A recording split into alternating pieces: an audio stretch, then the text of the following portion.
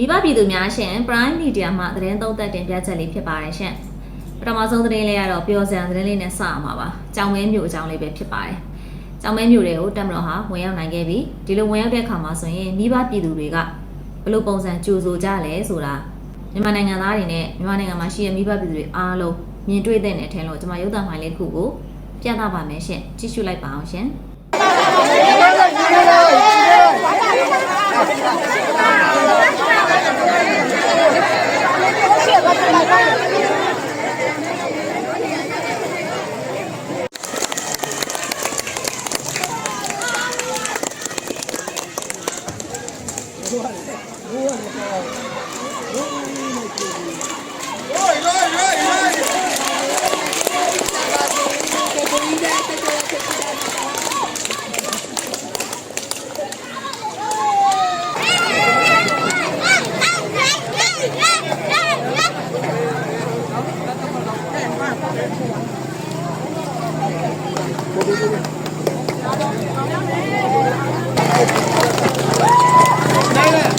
ဖိုင်လေးကိုကြည့်ရတဲ့မိဘပြည်သူတို့ရှင်ထဲမှာအမျိုးအမည်မသိတဲ့ပျော်ရွှင်မှုခံစားမှုတွေရောပြွန်းသွားမယ်ဆိုတာသိကြပါတယ်။ကြောင်မဲမြို့ဟာ TNL လက်ထဲမှာရောက်ရှိနေတဲ့ကာလအတွင်းမှာကြောင်မဲမြို့မှာနေထိုင်နေရတဲ့သူတွေဟာဒုက္ခဆင်းရဲတွေနဲ့နေခံရပါတယ်။ဒါ့အပြင်တက်မိသားစုတွေဝန်ထမ်းမိသားစုတွေဟာဆိုရင်လည်းမြို့မှာလုံးဝမနေနိုင်ပါဘူးရှင်။နေလို့လည်းမရပါဘူး။ဒလန်ဆိုပြီးတော့ဖမ်းဆီးတပ်ဖြတ်တာတွေနှိပ်စက်တာတွေလုပ်တဲ့အတွက်အားလုံးကမြို့ကနေပြီးတော့ရှောင်ပုန်းပြီးထွက်ပြေးကြရပါတယ်။အခုထွက်ပြီးတော့ကြိုးဆိုကြတဲ့မိဘပြည်သူတွေကစစ်ဘေးရှောင်မှုအတွက်တောင်မှမပြေလည်ကြတဲ့မိဘပြည်သူအစ်စ်တွေပါ TNL လက်ထဲမှာဒုက္ခဆင်းရဲတွေခံစားခဲ့ရတဲ့မိဘပြည်သူအစ်စ်တွေပါသူတို့ပျော်ရွှင်မှုတွေကိုကြိုးဆိုနေတဲ့အချိန်မှာသူတို့ hit on နေကြတဲ့အတန်တွေနားထောင်ခြင်းအဖြစ်ကိုချင်းစာကြည့်လို့ရပါတယ်ရှင်ကျမတို့ကကာလတစ်ခုဖြတ်သန်းပြီးရဲ့အခါမှာဘယ်သူကောင်းလဲဘယ်သူဆိုးလဲဆိုတော့နားလည်သိရှိသွားလေးကတော့အမျက်လိုပဲပြောအောင်မှာပေါ့နော်ဒါပေမဲ့လည်းဆုံးရှုံးခဲ့ရတဲ့တွေအတွက်ကတော့စိတ်မကောင်းကြပါပဲရှင်ကြောင်မဲမြို့ကနေ TNL ကခွာတော့ဌာနဆိုင်ရာအဆောက်အဦတွေအားလုံးမီးရှို့ပြီးထွက်ပြေးသွားတယ်လေဒါတွေအားလုံးပြန်တိဆောက်ဖို့ကတော့အခြားမြို့တွေထက်အနည်းငယ်ပို့ပြီးတော့ခက်ခဲအောင်ပါဝရှင်ဒါပေမဲ့လည်းကျမတို့အားလုံးတယောက်တစ်လက်နဲ့စူးစမ်းတိဆောက်မယ်ဆိုရင်ကြောင်မဲမြို့လေးကအရင်လိုလှပလာမှာပါကြောင်မဲသူကြောင်မဲသားတွေဟာဆိုရင်လည်းကိုယ့်ရဲ့မြို့လေးအတွက်အတက်နိုင်ဆုံးပြန်လဲတိဆောက်တဲ့အခန်းကဏ္ဍတွေမှာအုတ်တစ်ချက်သဲတစ်ပွင့်နေနဲ့ပါဝင်ကြပါလို့ကျမတိုက်တွန်းချင်ပါတယ်ကျမအနေနဲ့ဒီသတင်းလေးကနေဆက်လက်ပြီးတော့ပြောပြချင်တာကအခုလိုပျော်စရာသတင်းလေးနောက်မှာအမေခံလေးလည်းရှိပါရဲ့ရှင်အဲ့ဒီအမေခံတွေကဘယ်သူတွေလဲဆိုတော့ PDF တွေတာဖြစ်ပါတယ်မိဘပြည်သူများကြည့်လိုက်ပါဦးလူမှုကွန်ရက်မှာ PDF ဘဝကိုရောက်ရှိခဲ့တဲ့သူတွေရော PDF တွေကိုအားပေးခဲ့တဲ့သူတွေရောရင်ဖွင့်စာလေးပြောနေကြတာပါအဲ့ဒီကတချို့တော့လေကျွန်မဖတ်ပြပါမယ်သူတို့ရှင်တွေကတချို့ခံစားချက်လေးလည်းကျွန်မတို့သိရတာပေါ့နော်တယောက်ရေးထားတာနောက်ဆုံးတော့ပြန်ပေးလိုက်ရတာပဲတဲ့အချိန်ရတော့ဆက်ပြီးမတိုးနိုင်တာလိုအပ်တဲ့စူးစီးမှုပိတ်ဆို့မှုတွေထိရောက်အောင်မလုပ်နိုင်ခဲ့ဘူးပေါ့နော်ဂျားတွေကနေပီလေးတွေနောက်ချိုသိန်းတော့အတော့အထိနာခဲ့ရတယ်တဲ့ပီလေးတွေဆိုတာ PDF တွေကိုပြောတာပါရှင့်တရေမထွက်ဘူးစိတ်မကောင်းစရာပါပဲလက်နက်ရဖို့နဲ့စစ်တပ်နဲ့တက်ခဲ့ကြရတာရှေ့တန်းမှာအတူတူတိုက်ခဲ့ပေးကြရတာဆိုပြီးရေးထားပါတယ်ဒီလိုမျိုးခုံးမှန်ပေါင်းမြောင်များစွာအခုဆိုရင်လူမှုကွန်ရက်မှာပြန့်နှံ့နေပါတယ်မိဘပြည်သူများလေ့လာခြင်းနဲ့ဆိုရင်သွားပြီးတော့လေ့လာကြည့်လို့ရပါတယ်ရှမ်းပြည်နယ်မှာရှိတဲ့မြို့တွေကိုတိုင်းသားလက်နက်ကနေတိုက်ရှူတော့ကအသေးခံပေးခဲ့ကြတာ PDF တွေပဲဒီမြို့တွေကိုတက်မတော်ကပြန်လဲထိုးစစ်ဆင်တော့လဲကာကွယ်ပေးခဲ့ရတာအများဆုံးစစ်တီအင်အားက PDF ပါပဲ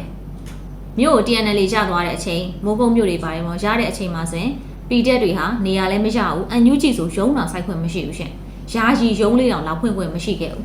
ဒါကို PDF တွေကတိုင်းသားလက်နက်ကင်တွေအတွက်အလကားအသေးခံပေးတာပါလို့ကျမတို့ကပြောတာလုံပါသလားရှင်ကျမတို့ကမြေပြင်ဖြစ်စဉ်အမှန်တွေကိုကြားသိရသမျှနဲ့မေးမြန်းရသမျှတင်ဆက်ပေးလေးရှိပါတယ်ဒါကိုတချို့တွေကမယုံကြပါဘူးနောက်ချိုတို့ကြောင်မဲတို့ပေါ့နော်အဲ့လိုဖြစ်စဉ်တွေမှာ PDF တွေဟာတိုင်းသားလက်နက်ကင်တွေရဲ့အသုံးချခံဖြစ်ခဲ့တယ်ဆိုတာကိုကျမတို့သိချာချာလေးမြင်နေပြောပြပါတယ်ဒါအပြင်နောက်ထပ်တစ်ခုရှိသေးတယ်နောက်ချိုမြို့မှာတော့က PDF တွေတိုက်ခိုက်ပြီးတဲ့ခါမှာပေါ့နော်ဒဏ်ရာရကြတာကို TNL ကမကုပေးဘဲနဲ့ကြောက်ထဲသွားပစ်ချတဲ့ကိစ္စကိုကျွန်မသတင်းအနေနဲ့တင်ဆက်ခဲ့မှုတယ်ဒါကိုတချို့အနီးပိတ်တွေမယုံဘူးတဲ့ရှင်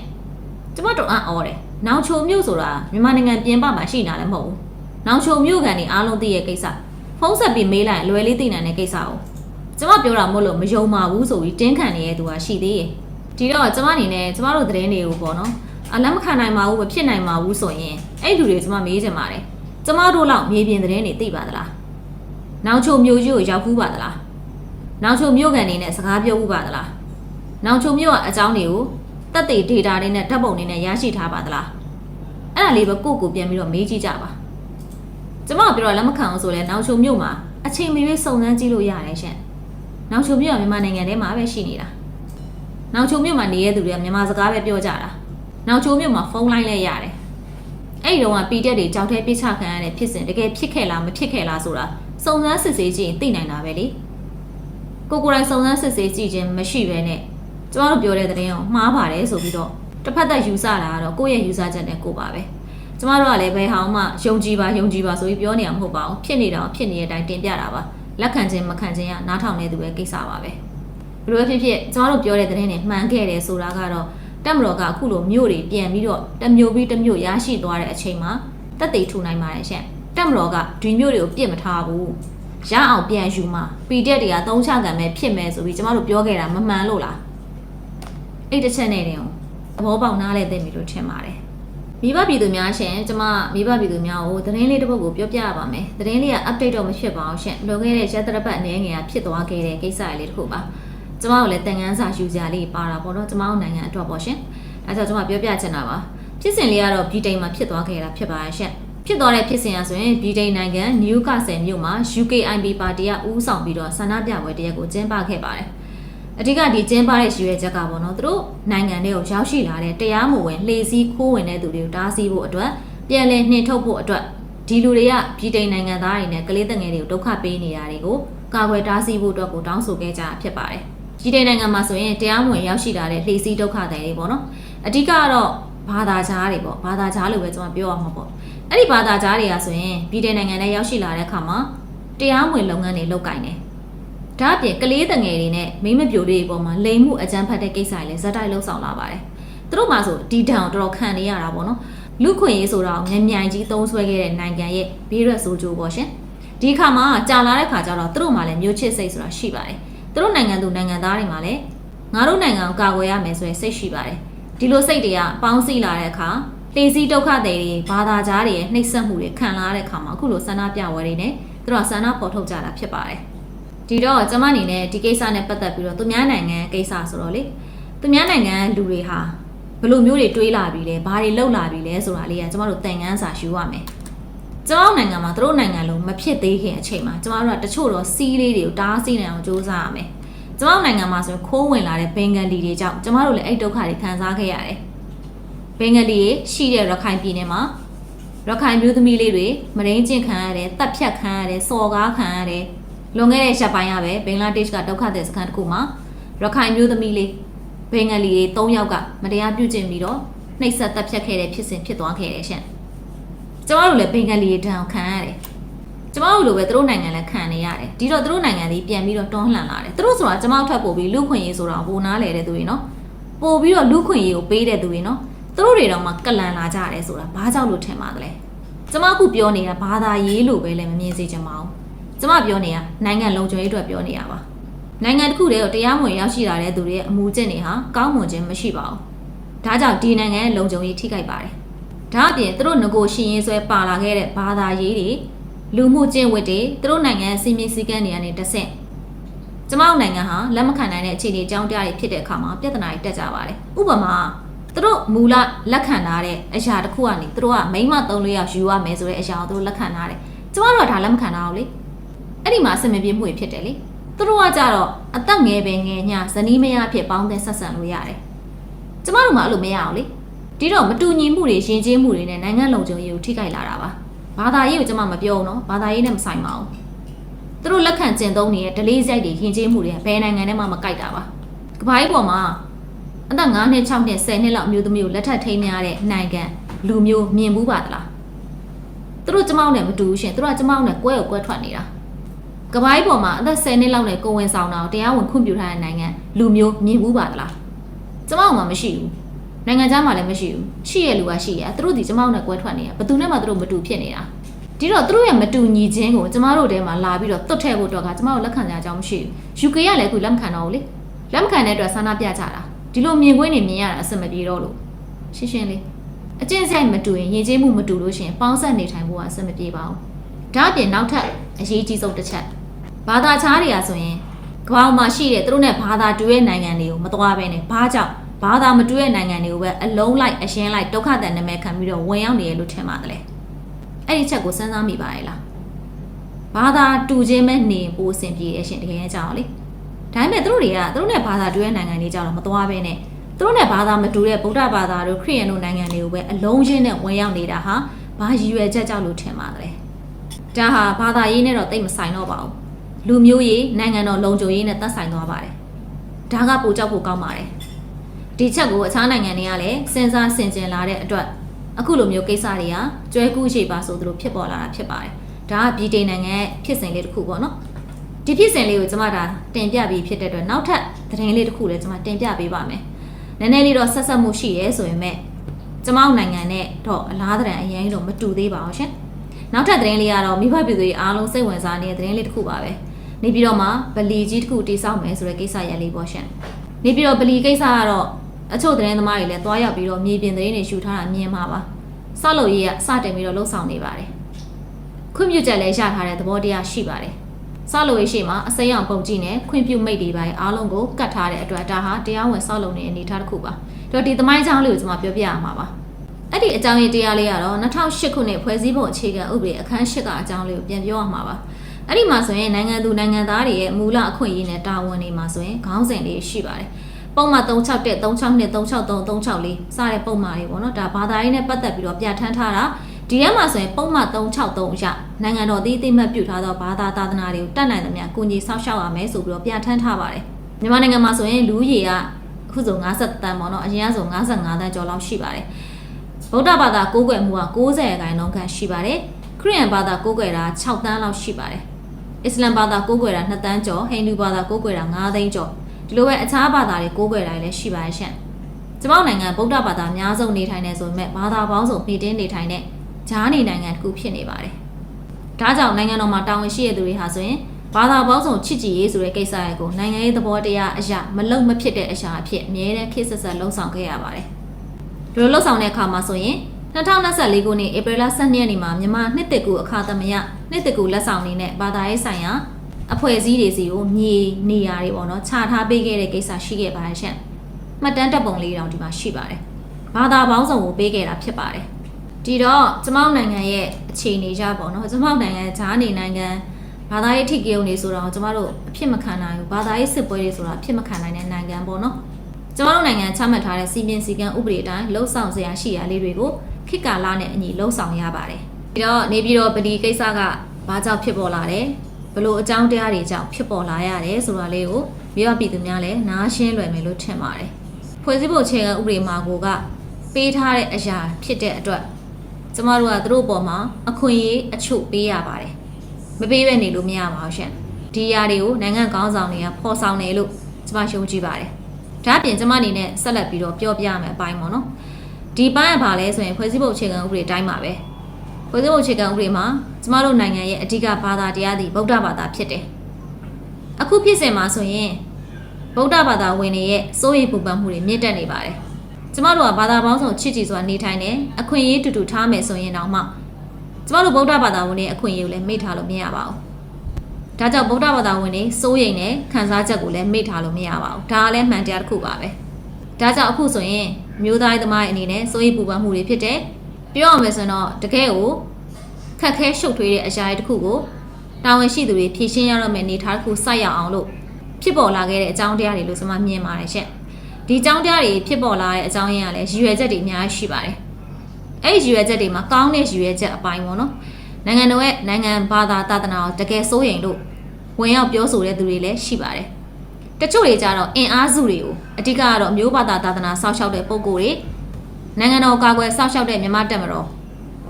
်နိုင်ငံတော်အတွက်ယုံကြည်စိတ်ချရတဲ့အချို့သောအဖွဲ့အစည်းတွေကိုသုံးပွင့်ဆိုင်ဖြစ်ပြီးတော့ပြဿနာတက်စေခြင်းနဲ့ရည်ရွယ်ချက်နဲ့ဖန်တီးလှုပ်ဆောင်တာတွေလည်းမြင်တွေ့ရပါတယ်အရာအားလုံးကဒီဖြစ်စဉ်တစ်ခုထဲမှာရောထွေးပြီးတော့ပါဝင်နေပါတယ်ဒါကြောင့်ကျမတို့သတင်းသမားတွေအနေနဲ့ကလည်းတင်ဆက်တဲ့အခါမှာအင်မတန်ကိုသတိထားပြီးတင်ဆက်တဲ့အနေအထားတစ်ခုရောက်ရှိလာပါတယ်ရှင်ကျမအနေနဲ့သတင်းသမားတယောက်ဆိုတော့ပေါ့နော်ဘာသာရေးနဲ့ပတ်သက်ပြီးတော့မတင်ဆက်ချင်ပါဘူးရှင်အင်မတန်ကိုထိရှလွယ်တဲ့အတွက်ပါစကားလုံးလေးမှားသွားရင်မကောင်းပါဘူးရှင်ကျမကတော့နိုင်ငံရေးရဲ့နိုင်ငံလုံခြုံရေးပေါ့နော်နိုင်ငံလုံခြုံရေးဘတ်ရှုထောက်ကနေပဲတင်ဆက်ချင်ပါတယ်ကမ္ဘာကြီးပေါ်မှာကျမခုနတင်ဆက်တဲ့သတင်းထဲမှာလို့ပေါ့UK မှာဆိုလဲ ခိုးဝင်လာတဲ့သူတွေဘာသာကြားတွေရဲ့လုံဆောင်ချက်တွေကြောင့်နိုင်ငံလုံခြုံရေးထိခိုက်လာတယ်အခြားနိုင်ငံတွေမှာလည်းထိုနည်း၎င်းပါပဲကျမတို့နိုင်ငံမှာရောဒီလိုဖြစ်စဉ်တွေဖြစ်ခဲ့ရင်ဘယ်လိုလုပ်မလဲဖြစ်လဲဖြစ်ခဲ့ဥပါတယ်တမိုင်းကြောင့်မှာရခိုင်ပြည်နယ်မှာဖြစ်တဲ့ပြဿနာကျွန်မပြောပြပေးပါပြီမျိုးသမီးတွေမတရားကျင့်ခံရတဲ့ပြဿနာဖြစ်တဲ့အချိန်မှာဗလီတွေကနေလက်နက်တွေထွက်လာပြီးတော့ရခိုင်လူမျိုးတွေကိုတပ်ဖြတ်ခဲ့ကြတယ်ဒါကြောင့်ဒီလိုမျိုးတမိုင်းကြောင့်နေကြောင့်ဒီလိုလုပ်ရက်တွေကြောင့်ဗလီဆိုတဲ့အရာကိုဗုဒ္ဓဘာသာဝင်တွေကကြောက်စိတ်ဝင်နေကြတာပါစိုးရိမ်နေကြတာပါတန်တရားဝင်နေကြတာပါကျမတို့နိုင်ငံမှာဘာသာရေးအဆောက်အအုံတွေအများကြီးရှိပါတယ်ဟိန္ဒူဘုရားကျောင်းတွေရှိရဲခရစ်ယာန်ဘုရားကျောင်းတွေရှိရဲဒီအဆောက်အဦတွေဆောက်လုပ်တဲ့ပြုပြင်နေဘယ်ဗုဒ္ဓဘာသာဝင်ရများတားမြစ်တာနှောက်ယှက်တာရှိပါတယ်လေစိုးရိမ်တာရှိပါတယ်လေမစိုးရိမ်ပါဘူးရှင်ဘာကြောင့်လဲဆိုတော့ဟိန္ဒူကျောင်းတွေကနေပြီးတော့လက်နက်တွေထွက်လာပြီးတော့ကျမတို့နိုင်ငံလူမျိုးတွေကိုတတ်တယ်ဆိုတာတမိုင်းမှာမရှိခဲ့ဘူးလေခရစ်ယာန်ကျောင်းမှာလည်းမရှိခဲ့ဘူးရှင်ဒါပေမဲ့ဗလီတွေကြတော့ရှိခဲ့တယ်ဒါကိုဘာသာကြားတွေပေါ့နော်ဒီဗလီတွေနဲ့တာဝန်ရှိတဲ့သူတွေကလည်းကိုချင်းစာပေးဖို့လိုပါတယ်ဒါပေမဲ့ကျွန်မပြောသလိုပေါ့ဖြစ်စဉ်အားလုံးဟာရှုပ်ထွေးမှုတွေရှိနေတယ်နိုင်ငံတော်ရဲ့လှုပ်ဆောင်မယ့်ကိစ္စတွေနဲ့မိဘပြည်သူတွေရဲ့စိုးရိမ်စိတ်နဲ့ထပ်တူမကြတဲ့အခြေအနေတစ်ခုဖြစ်နေပါတယ်ဒါအောင်နိုင်ငံတော်အနေနဲ့မိဘပြည်သူတွေစိတ်ချမ်းသာအောင်လည်းလှုပ်ဆောင်မှာဖြစ်တယ်လို့မြန်မာနိုင်ငံမှာရှိတဲ့မိတင်းတွေထိုင်ကြတဲ့ဘာသာဝင်တွေအားလုံးအစဉ်ပြေချုံမွေးဖို့လည်းလှုပ်ဆောင်မှာဖြစ်ပါတယ်ဒါကြောင့်ကျွန်မပြောတာပါအစိုးရလုပ်ဖို့မလွယ်ပါဘူးရှင်တကယ်ခက်ပါတယ်ဒီပြဿနာကြီးကိုအစိုးရကအားလုံးစိတ်ကျဉ်တဲ့အောင်ဘယ်လိုများဖြေရှင်းမယ်လို့ထင်ပါတယ်လဲဘယ်လိုဖြေရှင်းလို့ရမယ်လို့ရောမိဘပြည်သူများမျှော်လင့်ပါတယ်လဲအစိုးရမှာဖြေရှင်းနည်းကတော့တိတ်မများစားမရှိပါဘူးနံပါတ်1ဖြေရှင်းနည်းပေါ့နော်အားလုံးစိတ်ပူနေကြသလိုဗလီဆောက်လုပ်ခွင့်ဖြတ်လိုက်မယ်ဆိုရင်ဖွဲ့စည်းပုံအခြေခံဥပဒေကိုအစိုးရမလိုက်နာသလိုမလေးစားသလိုဖြစ်သွားပါလိမ့်မယ်အဲ့ချိန်ကျရင်ကြုံလာမဲ့စိုးကျိုးတွေကိုဘယ်လိုရင်ဆိုင်မလဲဒီအတွက်လည်းအစိုးရအဖြစ်ထုတ်အောင်မယ်တကယ်လို့ဆောက်လုပ်ခွင့်ပြုလိုက်မယ်ဆိုရင်လည်းဒီဆောက်လုပ်ရေးနောက်ကနေပြီးတော့ဒီဗလီဟာဝိပြုတ်ဖို့အတွက်ရည်ရွယ်ချက်တစ်ခုတည်းနဲ့ဆိုကိစ္စမရှိဘူးဆိုပေမဲ့ဒီဗလီဟာခြေကုပ်ယူတဲ့အခြေအနေတစ်ခုအနေနဲ့တချို့တော့ပေါ့နော်တချို့တော့အတုံးချတတ်တဲ့သူတွေပေါ့ရှင်အဲ့လိုမျိုးရှိလာခဲ့လို့ရှင်ရောတိုင်းသူပြည်သားတွေကိုဘယ်လိုမျက်နှာပြမလဲဒါဟာအစိုးရတရက်မှာအခက်ခဲဆုံးအခြေအနေတစ်ခုဆိုက်ရောက်လာတာပါပဲအဲ့တော့ကျမတို့သတင်းသမားအနေနဲ့ကတော့အယိုးရှင်းဆုံးပေါ့နော်စဉ်းစားရမယ်ဆိုရင်တော့ခွင့်ပြုလိုက်ရတယ်ဆိုရင်တော့မှကျမတို့ကတန်းညှိဖို့တော့မရပါဘူးဗုဒ္ဓဘာသာဟာမြန်မာနိုင်ငံရဲ့အဓိကဘာသာတရားတစ်ခုပါ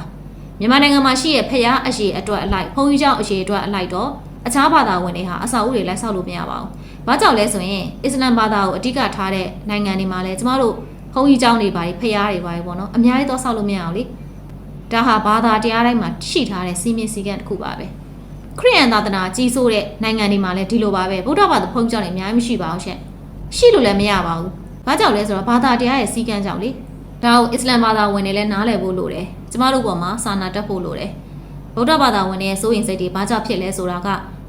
အစ္စလာမ်ဘာသာမှာအစွန်းရောက်တဲ့အကြမ်းဖက်သမားတွေရှိတာကိုကျမတို့နိုင်ငံလက်ရှိမှာလက်နက်ကင်ပြည်ပကဒဏ်လည်းခံနေရတယ်အစွန်းရောက်တွေရဲ့ဒဏ်လည်းခံနေရတဲ့ခါမှာအစွန်းရောက်ဖြစ်လာနိုင်တဲ့အခြေအနေအားလုံးကိုမိဘပြည်သူတွေကစိုးရိမ်မှာပဲရှင်ဒါဟာမမှားပါဘူးအဲ့လိုနားလည်ပေးမယ်ဆိုတော့ဒီဗလီကိုပေါ့နော်ဆောက်လုပ်တယ်ဆိုရင်ဆောက်လုပ်ထားတဲ့အတိုင်းအတိအကျဖြစ်ဖို့လိုပါတယ်ဗလီမှာခွင့်ပြုထားတာမြေနေရအကျယ်ဘယ်လောက်လဲအဲ့ဒီအတိုင်းတိကျဖြစ်ဖို့လိုတယ်အစာဥတက်ကိုခွင့်ပြုထားတာဘယ်နှစ်ထပ်လဲအဲ့ဒီအထက်ပဲဖြစ်ဖို့လိုပါတယ်နိုင်ငံတကာမှာအချို့နိုင်ငံတွေမှာပေါ့နော်အစာဥဆောက်တယ်ဆိုရင်အောက်မှာမြေရောက်ခန်းတွေထားတတ်တာရှိရတယ်အဲ့ဒီကနေလက်နက်တွေတိတ်နေပါတယ်ဆိုကိစ္စတွေပေါ့ရှင်ဒါကျွန်တော်တို့စိုးရိမ်တဲ့ကိစ္စတွေပေါ့အဲ့ဒါမျိုးတွေကိုလည်းအချိန်ခါမရွေးစစ်ဆေးခံဖို့အတွက်ခွင့်ပြုရမှာဖြစ်ပါတယ်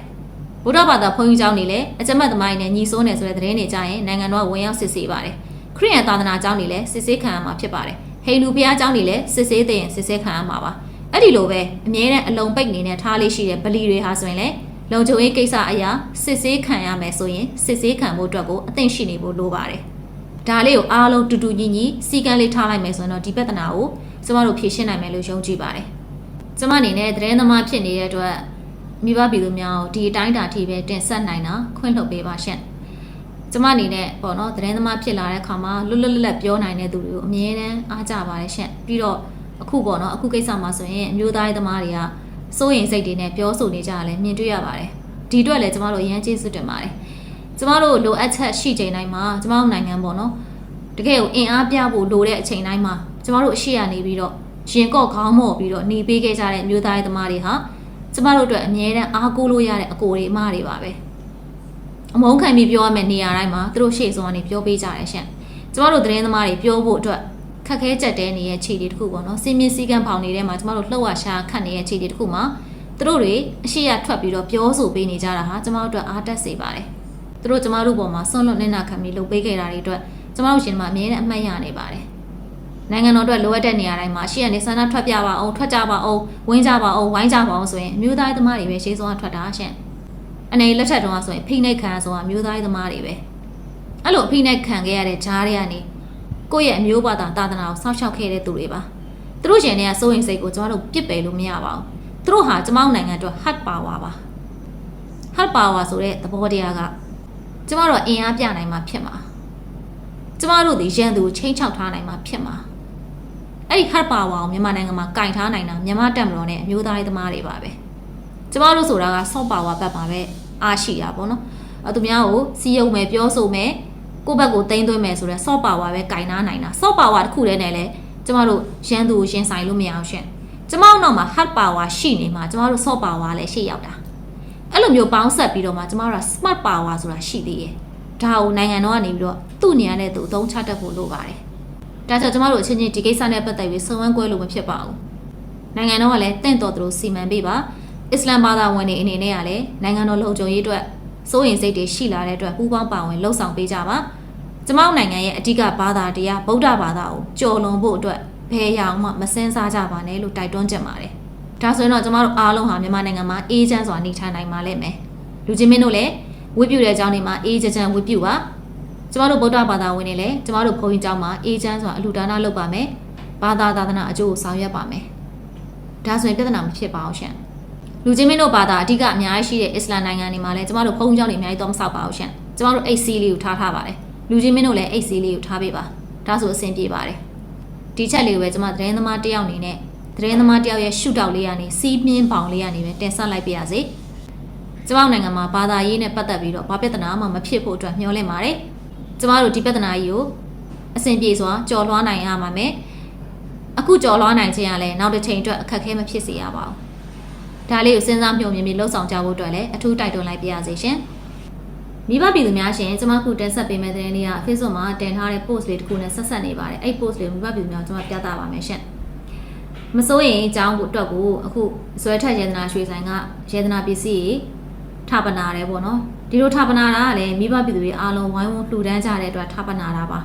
အဲ့ဒီထပ်ပနာတဲ့ရေဒနာတွေကိုမနေ့ကဆိုရင်အုံမြစ်ချပြီးတော့ထပ်ပနာလိုက်ထည့်လိုက်ပါပြီအဲ့လိုထည့်ပြီးတဲ့အခါမှာတပ်ပုံယူတင်တဲ့သူပေါ့နော်ပေါ့စီနွေဦးတော်လန်ရေးဆိုတဲ့အုပ်စုပေါ့ရှင်တော်လန်ရေးပတ်တော်သားဘက်ကအုပ်စုပေါ့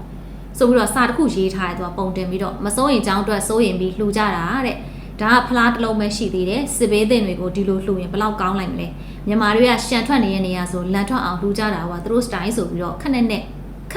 က်ရွယ်ပေါ့နော်ခက်ပဲ့ပေါ့ရှင်ပြောရမဆိုခက်ပဲ့ရေးထားပါတယ်ပြထားတဲ့ဖလားထဲမှာရှိတဲ့လက်ဝဲသနာတွေကမိဘပြည်သူများမြင်တဲ့အတိုင်းပါပဲလက်စုပ်လေးတွေဆွဲကြိုးလေးတွေမိဘပြည်သူတွေရဲ့စိတ်တရားတရားအလိုက်ဖျားထပ်ပနာအတွက်ကိုထည့်ကြတာဖျားထပ်ပနာဘာကြောင့်ထည့်လဲဆိုတာကိုလည်းကျွန်မအနေနဲ့ရှင်းပြပေးတာပါအရာအလုံးဟာမမြဲခြင်းတရားတွေပါပျက်စီးတတ်ပါတယ်ဒါကြောင့်အရင်တော့ဆိုရင်ဖျားတက်တော်မွေတော်တွေကိုထိန်းသိမ်းဆောက်ရှောက်ဖို့အတွက်တက်တော်တိုက်ကြီးတွေစောက်တယ်အဲ့ဒီအချိန်မှာဗရန်များတွေထားခဲ့တယ်ဒီဗရန်များတွေဟာနောက်တစ်ချိန်ဒီတက်တော်တိုက်ကြီးကသဘာဝဘေးကြောင့်ပျက်စီးသွားခဲ့သည်ရှိသောဒီဗရန်များကိုရောင်းချပြီးတော့ဒီဟာကိုပြန်လဲတိဆောက်ဖို့အတွက်ဖျားထပ်ပနာတယ်ဆိုတာအဲ့ဒီသဘောတရားနောက်တစ်ချိန်အတွက်ကိုရင်းနှီးမြှုပ်နှံမှုထည့်ပေးလိုက်တာရိုးရိုးရှင်းပြောရလို့ရှင်ဒါကိုဒီလူတွေကဖျားထပ်ပနာပစ္စည်းတော်မျက်စောင်းထိုးကြတယ်ရှင်သူတို့ရဲ့လေတံအတိုင်းပေါ့ရှင်ဗုဒ္ဓဘာသာတွေကမရှိစင်ရသားဆိုမလိုဘူးအကြောင်းမဲ့တယ်တယ်ဆိုတဲ့မနာလိုတန်ကြီးတွေနဲ့ပြောဆိုကြတဲ့အခါမှာကျွန်မရှင်းပြချင်တာရှိတယ်မြန်မာနိုင်ငံသားတွေကဘယ်အခန်းကဏ္ဍမဆိုလှူတယ်ရှင်ဘယ်လောက်ထိလှူလဲဆိုရင်အခုဖျားထပ်ပနာတာကိုသူမြင်တာလက်စွပ်လေးတွေဆွဲကြိုးလေးတွေတူးတယောက်ချင်းစီရဲ့ပိုင်ဆိုင်မှုတယောက်တည်းကနေအဲ့ဒါအများကြီးလှူသွားတာမဟုတ်ဘူးတသက်လုံးရှာဖွေထားတဲ့ပတ်စံလေးနဲ့လက်စွပ်လေးတစ်ကွင်းလှုပ်ထားရသူလည်းလာလှူတယ်တသက်လုံးရှာထားတဲ့ပတ်စံလေးနဲ့ဆွဲကြိုးလေးတစ်ကုန်းပဲရှိရသူလည်းလာလှူတယ်ဒါဟာတရားတရားလို့ခေါ်တယ်ကိုယ်သာသနာအတွက်ဒါဟာတရားတရာ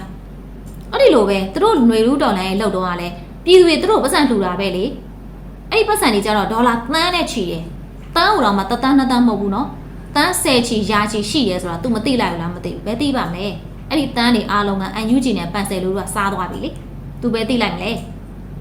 ဒါအပြင်မန္တလေးငလင်ကြီးဖြစ်တော့ကလှူတဲ့လူများလို့ထမင်းတွေတောင်တိုးတယ်ရှင်စားမဲ့လူကမရှိတော့လှူတဲ့လူကများလို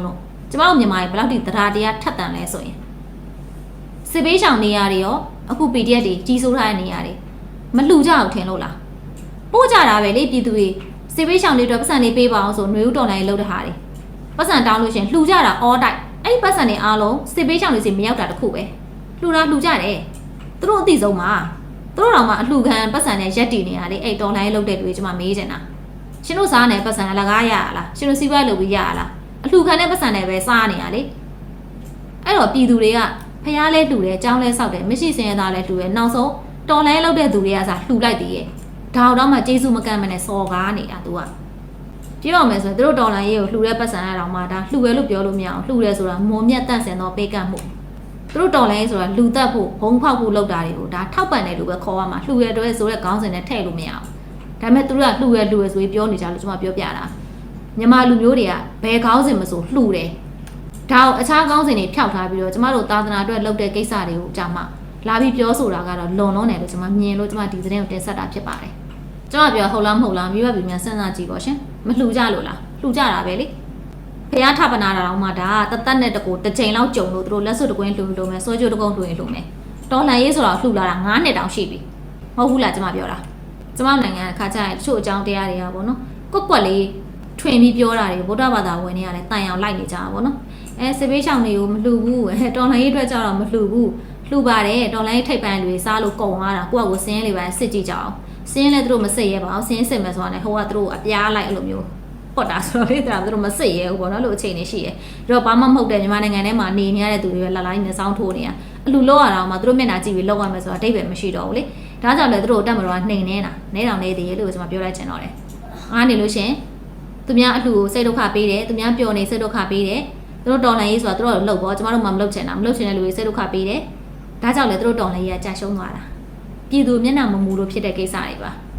ဒါလေးကိုတော်လှန်ရေးလုပ်တဲ့လူတွေနားလဲစေချင်လို့ကျွန်မပြောပြတာဒီတော့မြန်မာနိုင်ငံလူတွေကတော့ဖះเจ้าကန်ကိစ္စလဲလှူတယ်ဖះเจ้าကန်စီကြောင့်ပြေဝရောက်တယ်လေဂျားတွေကခိုးစားတဲ့လူဖြတ်စားတဲ့လူမရှိဘူးလေတော်လှန်ရေးအတွက်လဲလှူကြတယ်ဒါပေမဲ့ဂျားတွေကခိုးစားတဲ့လူဖြတ်စားတဲ့လူရှိရဲ့အတွက်တော်လှန်ရေးစီကိုကြတော့ပတ်စံပြေဝမရောက်တာပါလို့တော်လှန်ရေးလုပ်နေကြတဲ့သူတွေအားလုံးစီကိုကျွန်မသတင်းစကားလေးသတင်းသုံးသပ်ချက်လေးကနေပါလိုက်ပေးရစီတော့ရှင်ကျွန်မရဲ့သတင်းသုံးသပ်ချက်လေးကိုဒီနေ့မှာဒီလောက်နဲ့ပဲရှင်းထားပါရစေရှင်